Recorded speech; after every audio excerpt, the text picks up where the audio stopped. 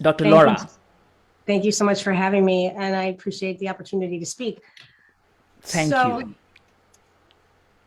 imagine that there are scarce resources and your community has to fight for them.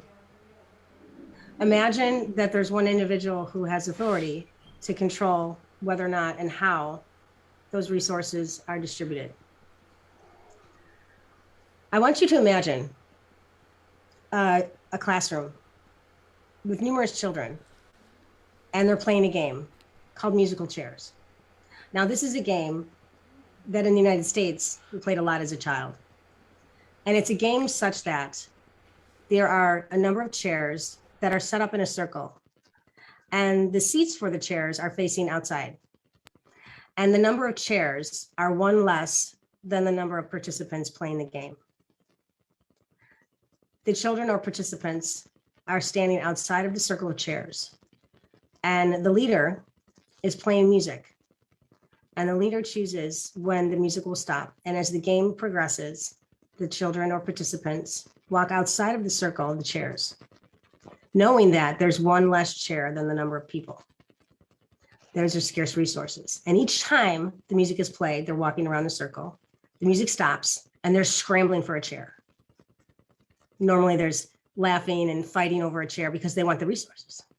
Well, each time the game progresses and the music stops, there's one person left standing.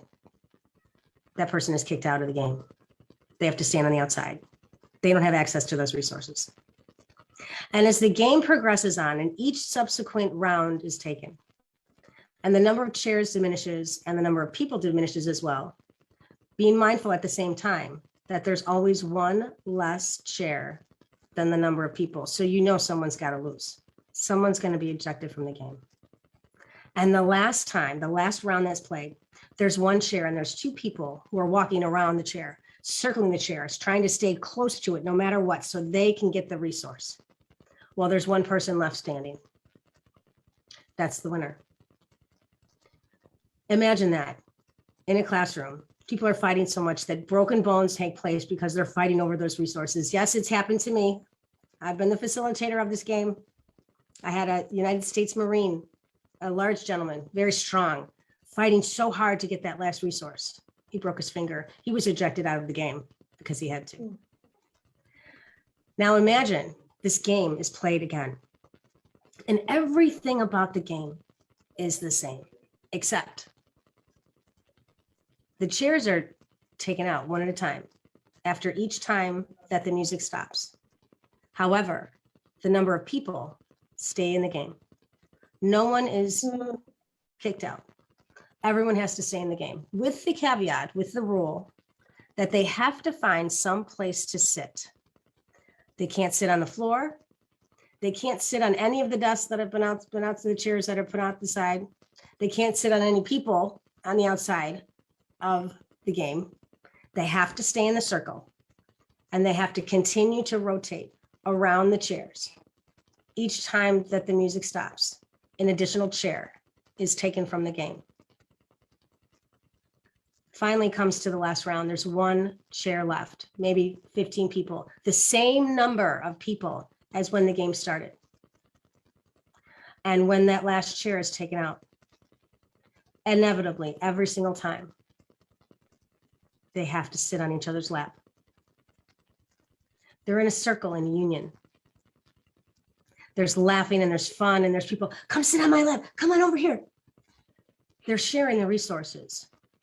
So as the resources that they know of start to decrease in number, the resources that they understood what was okay for them to envision, what they thought that was the resources, they begin to realize that the resources are not so scarce. The ones that they thought were valuable aren't as valuable because they start to draw upon the resource of themselves. But the human capacity for inclusion, the human opportunity to allow others to have a reframe, if you will, a mindset shift, that when we change the way that we look at the world that we look at changes. And this is just simple children's game that a lot of adults can play as well. I implore you to try it. So when we think about competition and cooperation, competition versus collaboration, when we start to look at the world differently, we start to understand that when we communicate with one another, not to at each other, for each other, not for oneself, that we can work together as a community. And when the leader changes the tune, changes the music, changes the rules, those whom to follow will follow in earnest, allowing each person to reap the rewards of staying in the game. No one's excluded.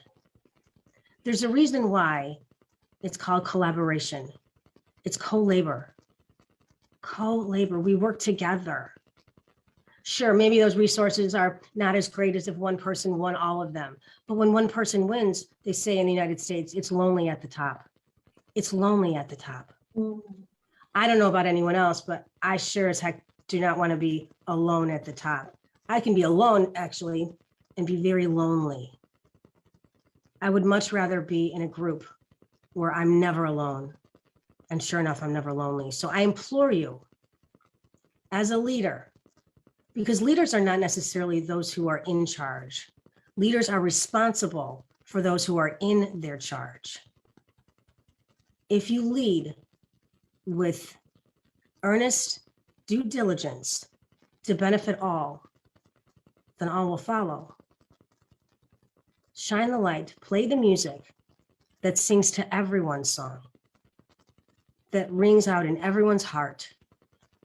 And I can promise you that for those who are struggling along the shore, those leaders will be the light.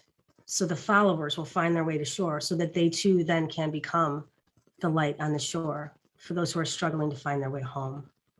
And home is where the heart is. Home is where it's safe. Home is where the resources.